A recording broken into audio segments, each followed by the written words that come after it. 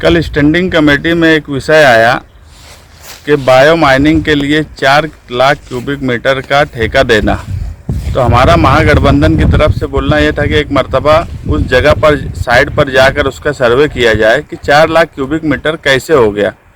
मगर शिवसेना, बीजेपी और कांग्रेस इनके लोगों ने सत्ता में अक्सरियत से अपना विषय पास कर लिया और हमने विरोध में वोटिंग किया। ये मामला शहर में ऐसा हो गया कि मालेगांव शहर का कॉरपोरेशन का प्रशासन और मालेगांव शहर में राजकीय लोग, ये सारे लोग अब कचरे में रुपया पैसा ढूंढने लगे। वो वाटर ग्रिड से लेके ये बायो माइनिंग तक, और करोड़ों रुपया जो है वो कचरा चोरी करके कमाने के उसमें लगे हुए हैं, जिसका विरोध हम जनता दल सेकुलर पार्टी की तरफ से और महागठबंधन की तरफ से हर वक्त करते रहे। अब एक बात हमारी समझ में नहीं आती और ना हमको प्रशासन समझा पा रहा है कि ये मामला शुरू हुआ एनजीटी की तारीख से।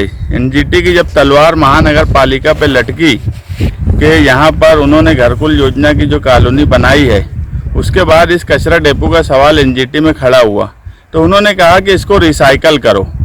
उसके लिए उस वक्त 2017 में एमजीपी नियुक्त की गई, जिसने अपना डीपी प्लान बनाई, उसको 1% दिया गया चार्ज कि इसका पूरा सर्वे किया जाए। और उस वक्त उन्होंने मालेगांव शहर की पॉपुलेशन क्या है, यहाँ पर कौन सा कचरा है, एक एक चीज़ का सर्वे करने के बाद उन्होंने रिपोर्ट दिया। और एनजीटी में जो रिपोर्ट दाखिल हुई वो 2017 में ये हुई कि मालेगांव शहर में कचरा डेपो पे 1 लाख क्यूबिक मीटर कचरा है और उसका ठेका उस वक्त यहाँ दिया गया। वो भी गलत तरीका था, क्योंकि 2017 में महानगर पालिका के पास रिसाइकल करने के लिए खुद की एक मशीन थी और उस पर ठेकेदार भी नियुक्त किया गया था। उसको 2 मशीन का ऑर्डर किया गया, जिसमें से उसने एक मशीन आज भी वहाँ पर लगी हुई है और उसमें कचरा साफ किया जा रहा था, रिसाइकल हो रहा था, और एक मशीन लगाने के लिए उसका बोलना था, मगर इन्होंने वो जगह नहीं दिया। ये हमेशा से मालेगांव शहर का महानगर पालिका का प्रशासन हर वक्त यही काम करता है कि एक काम करता है उसको अधूरा छोड़ता और नया उसमें शुरू करता। ये कोविड के टाइम से भी यही होता रहा। वहाँ जो कचरा था वो 5 से 6 लाख क्यूबिक मीटर का कचरा है। उसमें से 1 लाख टन का डीपीआर पहले सैंक्शन किया था, उसका काम पहले दिया है, जो काम अभी चल रहा है।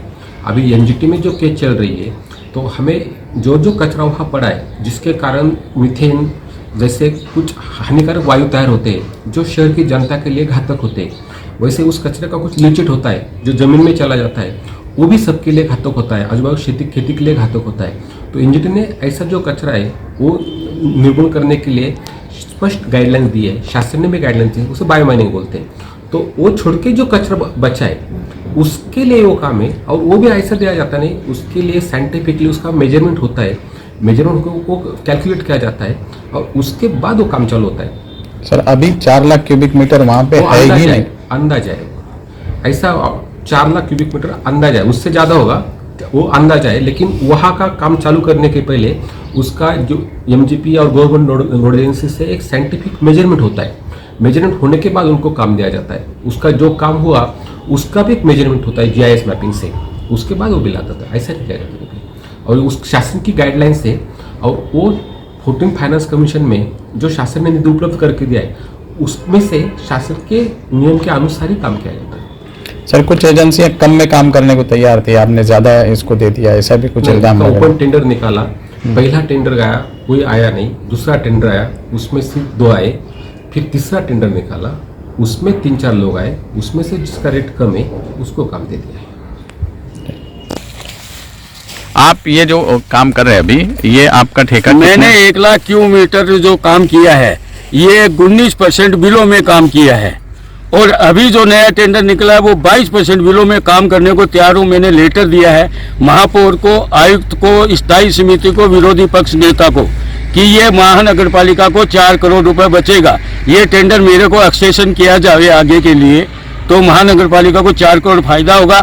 और ये टेंडर जो निकाला गया है ये भ्रष्टाचार कर निकाला गया है, एक ही पार्टी से ये टेंडर निकाला गया है और उससे 8.5 करोड़ की बैंक सोल्वेंसी ली, जबकि टेंडर में कोई बैंक सोल्वेंसी का कायदा नहीं है। पहले मेरे को टेंडर मिला उसमें बैंक सोल्वेंसी नहीं थी, अभी जो टेंडर निकाला है इसमें बैंक सोल्वेंसी मांगी वो गलत तरीके से मांगी गई है, भ्रष्टाचार करके मांगी गई है। तो ये भ्रष्टाचार कौन किया, ऑफिसर ने किया? इसमें महापौर, आयुक्त और स्थायी समिति तीनों मिलकर।